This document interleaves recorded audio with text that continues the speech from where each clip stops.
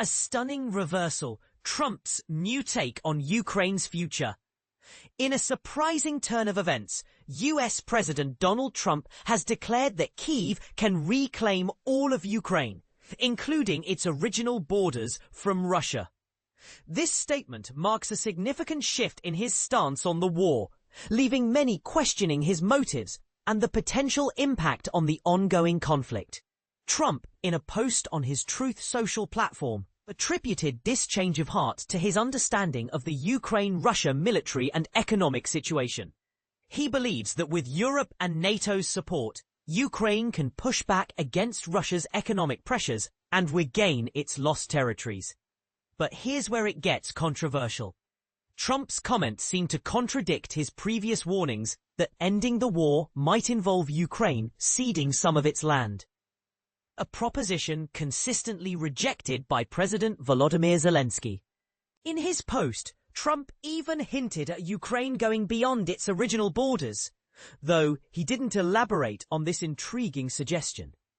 Furthermore, Trump's silence on Crimea, which Russia invaded and annexed in 2014, raises questions about his position on this critical issue.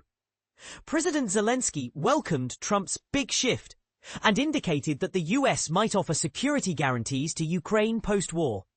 However, he admitted that specific details were lacking. Trump's recent statements also advocate for NATO nations to shoot down Russian planes violating their airspace, a move that could escalate tensions further.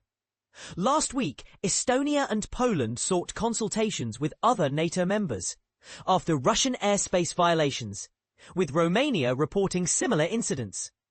Russia, however, denied these claims or remained silent. When asked about US support for NATO allies in such scenarios, Trump's response was ambiguous, highlighting the unpredictable nature of his foreign policy. Trump's about-face on Ukraine's situation is a stark contrast to his dire predictions earlier this year. In February, he advised Zelensky that Ukraine didn't have the upper hand in a war of attrition against a larger nation. Before his meeting with Putin in Alaska, Trump promised to try and reclaim some Ukrainian territories, but warned of potential land swaps. There were even reports that Trump might push Zelensky to surrender the eastern regions of Donetsk and Luhansk in exchange for Russia freezing the rest of the front line. A proposal from Putin. Trump's threats to impose tougher measures on Russia have so far been empty, with the Kremlin ignoring his deadlines and sanctions.